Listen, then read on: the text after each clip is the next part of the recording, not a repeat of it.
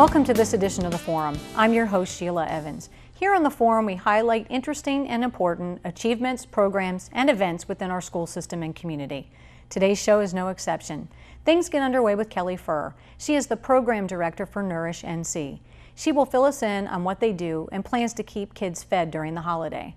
Then we meet with Suzanne Mikuleff, the Graduation Project Coordinator at Isaac Bear Early College. She will tell us what Graduation Project is, why it's required, and how you can help out.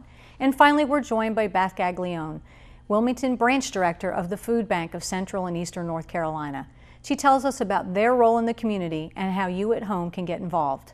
It's another great edition of the Forum, so stick around. We'll be right back after this short break.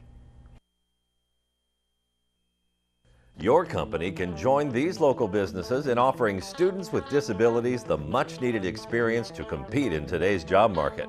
To see the kids every day come in and certainly have a sense of accomplishment and get to do a job well done, it's very enriching to not only the kids but also to all of us around here.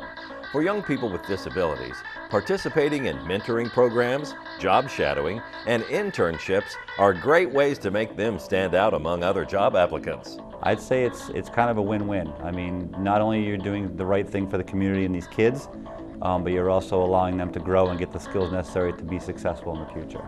Internships serve as skill-building tools for students to obtain vital career development.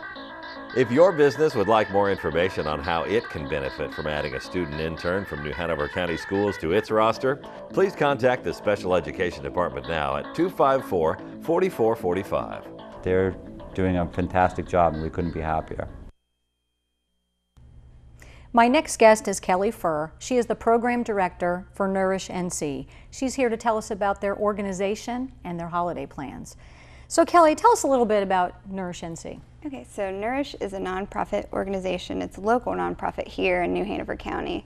We feed children pre-K through high school over all their weekends and school breaks. That's kind of what we're known for, but we've added a lot more programs since the beginning of Nourish. Gotcha. So I've heard a little bit about the backpack program. Tell us a little more about that. Okay, so the backpack program is K through 5.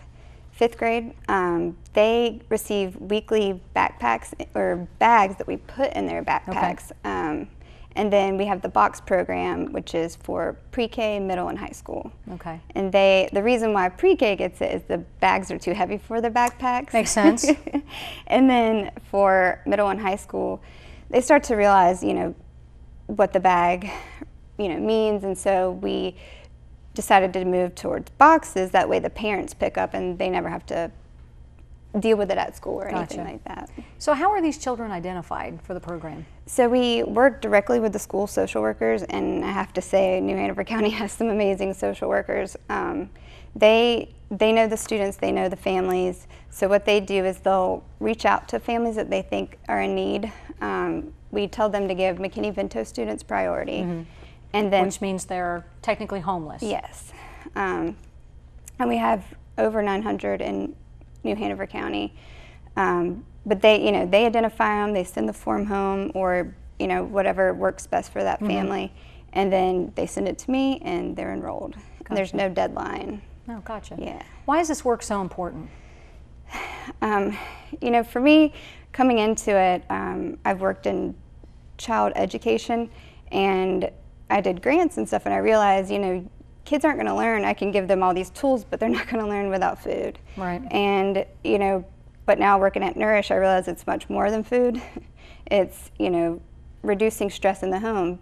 Parents can worry about something else besides just food or, whatever it is. It's making sure that their bodies have what they need to develop and learn and take everything in and, hopefully become a successful member in our community. Gotcha. What does child hunger look like here in New Hanover County? So, like I said, we have over 900 McKinney-Vento students. We have over 900 students on our program, which for a while we were, we had 800 and I knew there was 900, so I'm like, we're missing someone somewhere. Gotcha. And now I feel better about that, but it comes in all different shapes, sizes, family dynamics. I mean, we had a family where the father passed away and there was no savings, but they were fine before that happened. Mm-hmm. And now they're in this situation with 4 kids and a single mom. So there's so many different things, but it's definitely there is a problem. Gotcha. So tell us what your plans are over the holiday break. So this holiday is going to be really exciting. We have partnered with a Bike for Every Child, because one of our big things is we don't want to just give them food, because you can get food, but we want to give them food that actually nourishes their body. And so our plan is to make every child in our program a happy, healthy holiday, have a happy, healthy holiday. And so they'll receive their break boxes. So every student on our program will receive a break box, not just the bags. And will it be more food because they're out of school for 2 weeks? Exactly. Okay. So it'll be 3 meals a day plus juice and snacks for every day they're out of school. And then they'll receive a holiday stocking, a bike, and Cape Fear Museum is giving all of our families passes to the museum. Nice. Yeah. Where are you getting 900 bikes? A Bike for Every Child. So we partnered with them, and Kelly, the executive director, That's an initiative, a Bike for Every Child? Yeah, okay. so they're a nonprofit organization that are pretty new, but she reached out. Are they here in New Hanover County? Yes. Oh, okay. Yeah. I've never heard of them. Yeah. You're educating me. And, I mean, it's awesome. They not only give them a bike, they teach them how to change a tire, fix a chain. They give them a lock and a helmet. Nice. Yeah, and they'll get registered, because now you have to have your bike registered. So all that will happen in one day. They'll get it, go through the training, get the bike, and they'll be on their way. Nice. Tell me about the stockings. Do we know what will be in there? Yes, so we give everyone who's doing stockings, so groups have just signed up to do them. It's pretty awesome. They buy the stocking, the stuffing, everything. We do healthy snacks, and then art supplies, school supplies, outerwear, and then toys. Something that, because this might be for some of the students the only thing they get, and so we just want it to feel like a real stocking and Christmas for them. So we've added like a section where you have to put at least one toy or something in there, and everyone has. I mean, these stockings are overflowing. Very nice. Yeah. Tell me about the Mobile Farmers Markets. Okay, so that's probably one of my favorite programs that we have.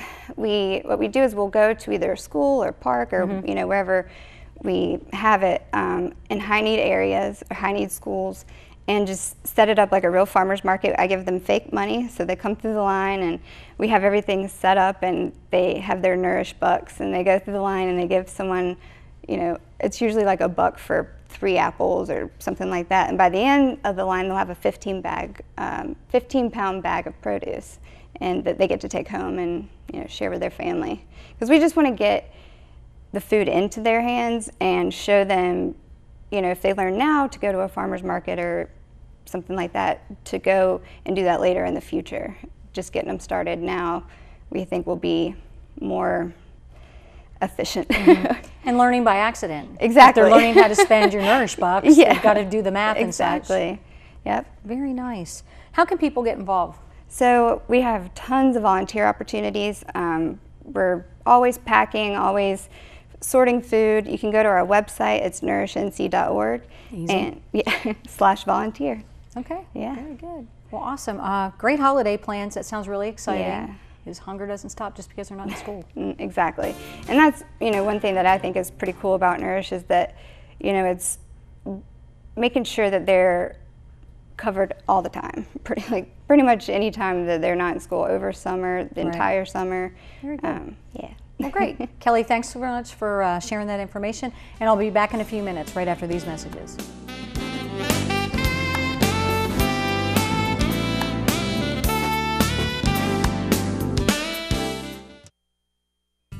Start your day with New Hanover County Schools, the morning show. This Rise and Shine program will put a smile on your face and a spring in your step. Best of all, you'll start the day a little smarter, knowing more about our district leaders and teachers, discovering new frontiers in science and technology, and getting the latest school news from across the district. New Hanover County Schools, the morning show, educating all viewers to achieve today and tomorrow in a global community. Only on this channel.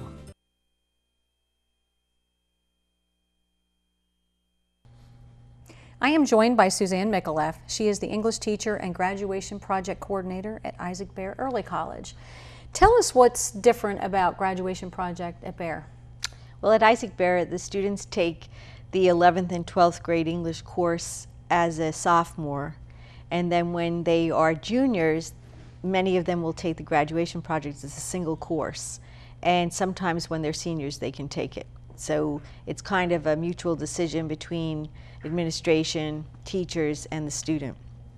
But this way it provides them an isolated experience with just the graduation course. And the other thing that's really good about it, it's a good segue. It's their first, as a junior, it will be their first time at the university full time. So it gives them a touchstone with a teacher that they had from high school.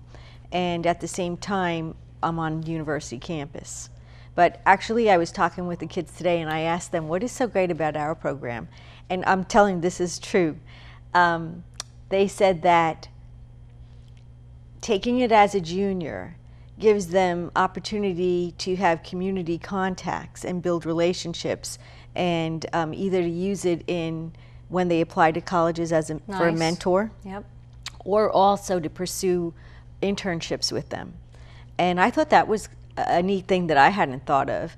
That's a good point. The other thing was it took them, one other student said this, and this is like almost a quote. She said, before this course, I was really egocentric. It was all about me and my academics. And this course made me have to think of others and think about the community and give to others, and it changed my perspective. Oh, I think those are both valid. I think the course is great. I know it gets a lot of negative press sometimes. I think it's a worthwhile course for the fact, not only what those two kids said about making contacts in the community, but it's the first time where the student is really caused to be independent. And it's hard. It's hard to figure out your own research topic. It's hard to then figure out what your argument is. For some kids, it's hard to make a contact in the community. Right. And then for some kids, it's hard to give a presentation. So I don't know. Sometimes it's a difficult course. It can be challenging if you have students who aren't really ready to honor these different components. But I really see it as a valid piece of education, whether they call it graduation project or put it someplace else. It's promoting independence. One of my thoughts about it is the thank you note piece. Oh. How many kids have never written one till they're, well, a junior or senior in high school? Well, and I mean, that's a lost art, if you will. And having to make a phone call. A lot of kids don't have to call.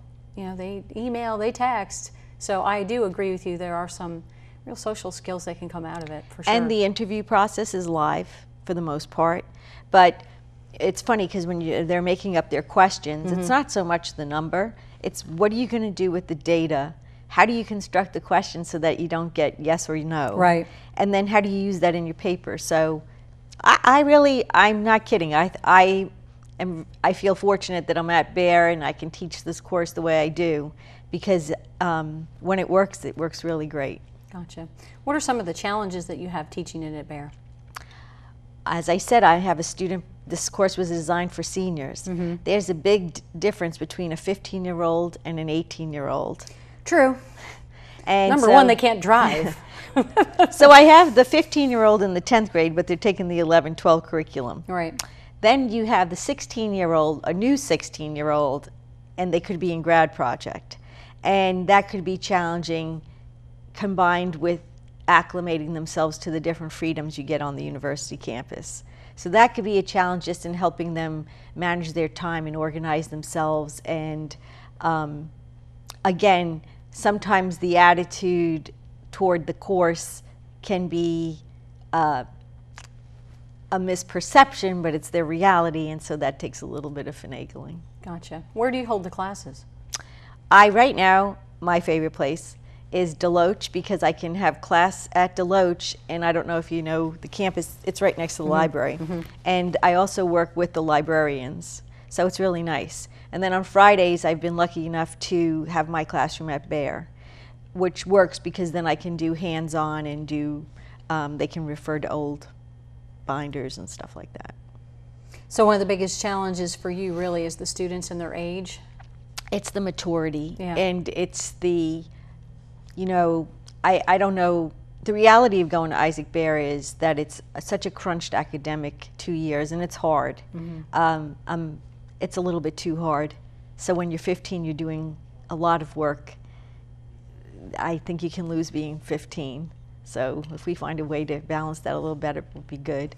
But then going to the university early, you're not part of the mainstream. You're with kids older than you are. I just wonder sometimes the kid might be looking for a hub, and you know, we'll have clubs, like I run an art club, and kids will come back to that, or music club.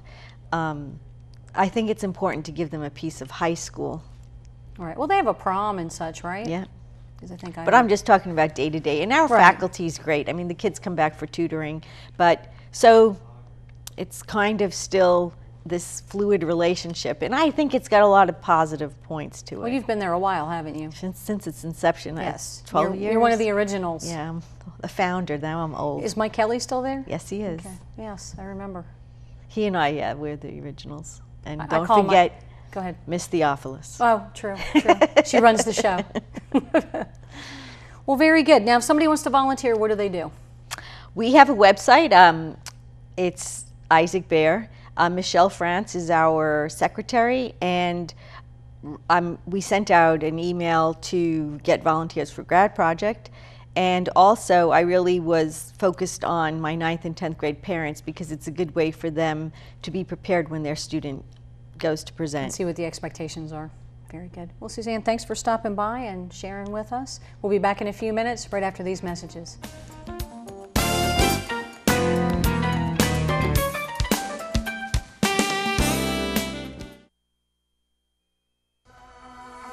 Get connected with your school system. Your School News covers news that matters for parents, guardians, and Greater New Hanover County. Stories about preparing students for success in a changing world. Stories where students are achievers. Internship, we pretty much made a vehicle from spare parts, and at first we made it so it just moved, and then we made it so it was an electrical vehicle. Stories of teaching where every child yearns to learn. Today is all about STEAM. STEAM is kind of the key word to tying art into science, technology, engineering, and math. Your School News brings viewers more than 8 hours of school news and information, reporting on what's happening in the district, what students are learning, how the school system operates, and beyond. Your School News, only on this channel. My next two guests are Beth Gaglione from the Wilmington Branch Director of the Food Bank of Central and Eastern North Carolina. That's a mouthful. And from the Board of Directors, we also have Matt Rogers. And we're here today to talk about holiday meal drive and that kind of thing. First of all, food insecurity, what does that mean? It basically means people who are hungry. But when we talk about food insecurity, we really talk about people not knowing where their next meal is going to come from. That's really the definition. Okay. And how big is that problem here? We have about 72,000 people in the region that we approximate are food insecure, that would answer the question, no, I don't know where my next meal will come from today. Okay. And Matt, let's jump to you. How does the food bank help food insecure individuals? Yeah, absolutely. So we help all of our partner agencies in town, and so whether you're a soup kitchen, a local church, or you're actually our direct partners and want to come and shop at the food bank. So we take in the food from all sorts of resources across the nation and country, and we distribute it to the area and get it right to the need immediately. Nice. Beth, let's jump back over to you. Let's talk about the holiday drive. So the Holiday Meals campaign is taking place all over the region in various supermarkets, from Harris Teeter to Whole Foods to Food Lion, always helping. But during the holidays, we do have a special campaign that we run, whether it be at your own workplace or whether it be a donation you make online. We are making a special push during this time of the year because it is a time of the year that the majority of the people are thinking about people who are hungry. And so we have created a special Holiday Meals campaign to make it easy for them to give. Okay, and Matt, is the need greater during the holidays? The need is always, Sheila. We say this a lot. So, it's the best point. People think about the food bank in the holidays in times of giving at Thanksgiving and Christmas and other holidays, but really our need is always there, especially in the summertime where students and kids are out of the school system, where they get that food that they rely on. And so we are thankful for any gift we can get, but just please remember us throughout the entire year. We always have a need for food. And so, Beth, we talked about the drive a little bit. You said it might happen somewhere at work or such. Will you be out at the grocery stores like you were last year? We are. So from anywhere from Thanksgiving to Christmas time, there will be a way to give at almost every grocery store that you can shop at here in our Wilmington area. So yes, but we have a really easy way for people to sign up to run a food drive at their workplace, which is to go to foodbankcenc.org, and you can very easily find a place to sign up to run a food drive right at your own workplace. Very nice. Or your school. I know that I saw folks at Harris Teeter out at Mayfair, which was a great location when everybody was picking up their packets for the turkey trot. That's right. So that was in your face, can't miss them kind of thing. And as you said, just a reminder that it's a giving time, and sure, we can pick up a couple things, or that kind of thing. Love that we have people who will do that during every year. They do that for us during the Thanksgiving time. It's awesome. Perfect. Besides monetary donations, how else can folks help? So there are very specific, most needed food items. I say specific, but it's really, any canned fruit or vegetable, any canned meat with that protein is super. Peanut butter is a great item just because we know so many kids like to eat it with jelly in a plastic jar. I always like to remind the plastic is great. We do take glass, but plastic is great. There are things people don't think about too, though, that are accepted, which are hygiene items, things like the toothpaste and the toothbrush. We forget that people go without those things often. Cereal, canned soups, those are the other two items that round out our most needed. I got to admit, I wouldn't have thought about the hygiene items at the top of the list either, but you're right. That's right. You do. Very good. What comes after the holiday season for the food bank? Well, the holidays are a time of the year that we take in the bulk of our donations, but then as springtime nears, we do see it dwindle. And so that's when we're working with local farmers to bring in those springtime crops that are here in the region. And then, as Matt said, that's when we start to gear up for what we call our Stop Summer Hunger campaign. And so right after the holiday season, we will be looking for corporations, schools, and other entities that would be interested in figuring out a way to help us stop summer hunger. Now, are there opportunities to volunteer at the food bank? Absolutely. Like for some of our students in high school who need their Beta Club hours or national, what would they be doing? So basically sorting through food, looking for anything that we would not be allowed to pass along, whether it was a part of a local recall or something of that nature, or a dented can, things like that. And then we like to categorize the food so that when our partner agencies come and they're looking for something, they can find things that come in through food drives very easily. So I always say it's fun. If it's not fun, then why do it at all? But volunteering at the food bank is fun. In January, we're going to be launching a new online volunteer sign up. And so it'll be really easy to just go on our website and find a day and a time that works for your group or for your family, and we welcome you to come anytime. So they could come with a couple of their friends. Absolutely. And have a good time. And 4 make people, a 10 people. That's great teamwork. And Matt, what brings you to volunteering for the food bank?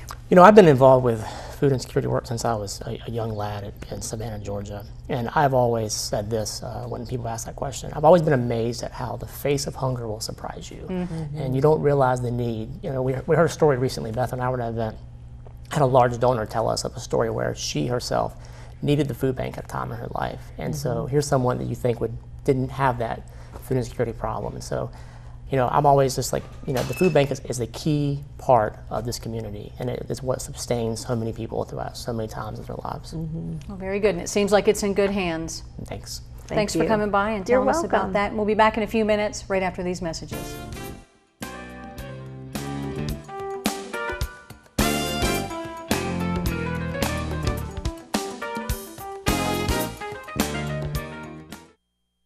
Make 'em laugh, make 'em laugh. Don't you know everyone wants to laugh?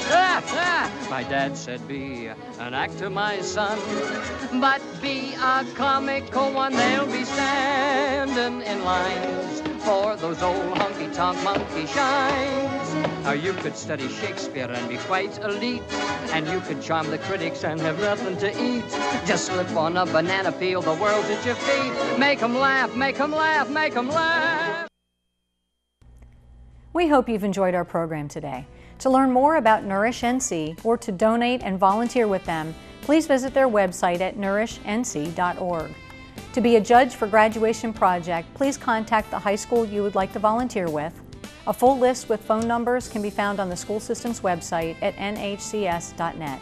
If you would like to donate to the food bank, volunteer for them, or just learn a little more about them, you can visit their webpage at foodbankcenc.org or call 251-1465. If you ever have any questions about the topics we discussed here on the show today, please call the School System's Public Relations Office at 254-4180. I'm Sheila Evans. Thanks for joining me today.